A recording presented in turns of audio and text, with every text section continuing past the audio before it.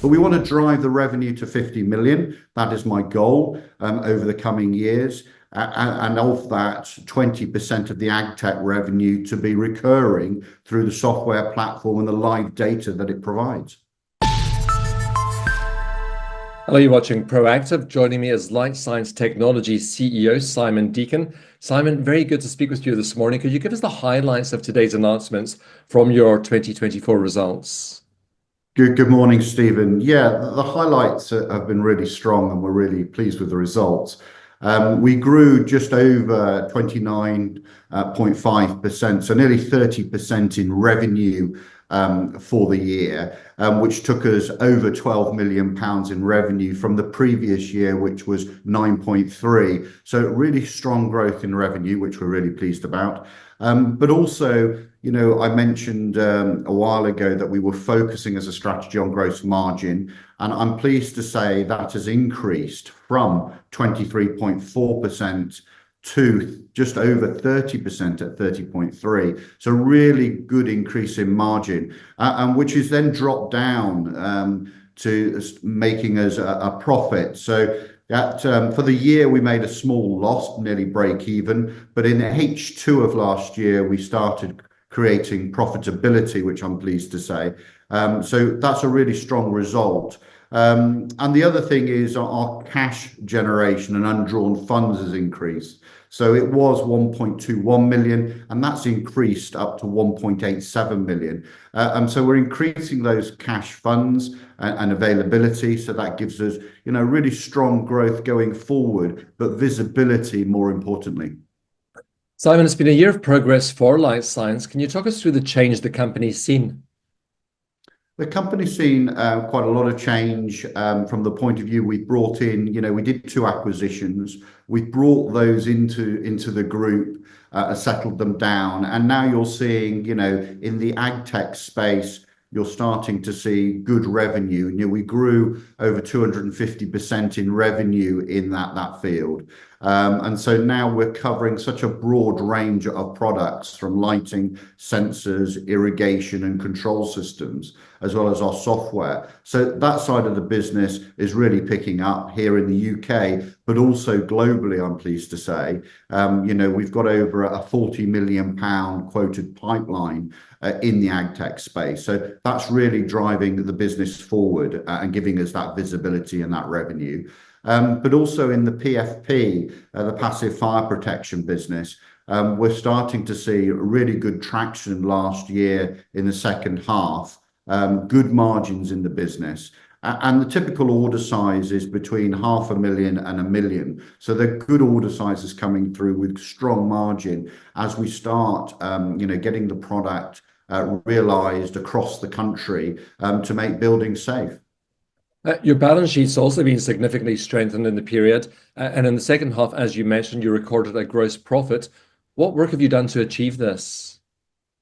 It's really been achieved, Stephen, by the leveling up. You know, we talk about making sure that the revenue has been dominantly in the CEM side, the contract electronic side of our business and the technology that we manufacture. We're now seeing, you know, strong results from the passive fire protection and the AgTech starting slowly to level up and increase those margins of the group.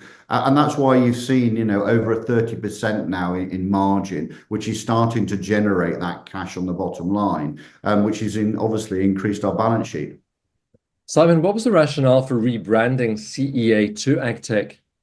Well, as our technology products develop, we're really moving forward, you know, not just in controlled environment of agriculture where we're, you know, doing lights and recipe for lights, but we're also producing sensors and control systems.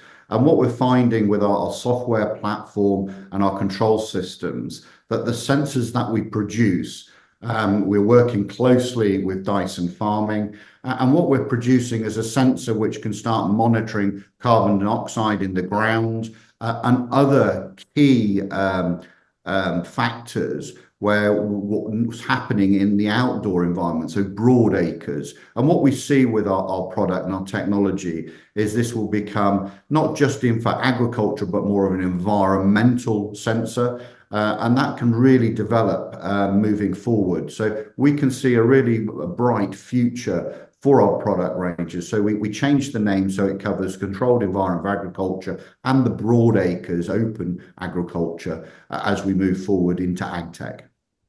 Simon, have you now got the corporate structure to see you through the next phases of your growth? Yeah, we continue to build. We had Graham Cooley as our non-exec chairman, Richard Mills as a non-exec come and join the board, both with really strong experience in those 12 months. Richard Mills from an agricultural background and controlled environment. So that's a really key player for us in our ag tech space, especially globally and expanding globally through partners. And Dr. Graham Cooley, has got experience in the city and building companies. So, we're continuing to as we grow, to strengthen our board, but also strengthen our management team. And at the moment, we've got a solid management team doing a really solid job, growing the business and really, making it all happen. And I'm really proud to have such a strong team being partnered with me. Can you outline the group strategy and let us know what investors might expect from the coming years, Simon?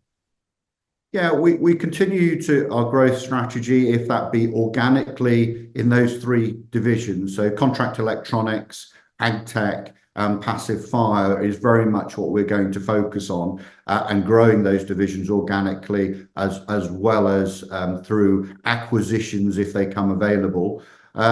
We want to focus in the ag tech space a global. There's certain things happening in the world with food security, climate change. So it's very much key that we focus with global partnerships and creating those partnerships. And you would have heard more recently with the Agrilux partnership, a global company, really important to be part of a really good sized business, which is globally. And that's how we're going to expand that section. But we want to drive the revenue to 50 million. That is my goal over the coming years. And of that, 20% of the ag tech revenue to be recurring through the software platform and the live data that it provides.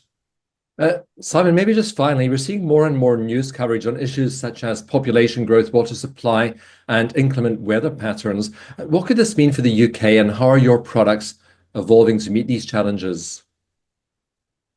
Well, it's not just the UK. I mean, we hear it in the news at the weekend that, larger reservoirs have got to be built. There's going to be water shortages. They even talked in the news over the weekend by 2030 that we could be rationed on water. So we see that not just here in the UK, but globally as climate changes. If it's not wildfires and droughts, it could be flooding. And what that does in agriculture is bring it really growing locally, the food miles, the transport costs, and what you will see, the waste of food. We produce over 3,000 calories per day for everyone in the world population. So we produce enough food, but the quality of food that we produce and the waste of food that we produce is enormous. And what you will find over the coming years is how do we reduce that waste? How do we make it more profitable and more healthier? A lot of the soil in the ground today, over 60% of what we farm, unfortunately, the soil hasn't got good nutrients in it. And so that has to change. And by monitoring that and knowing what you're putting in the ground, you can reduce the waste, you can reduce the pollution, and also you can get healthier and higher yielding crops. Simon, I hope you'll continue to keep us updated on your progress. Thank you very much for speaking with us today. Thank you, Stephen.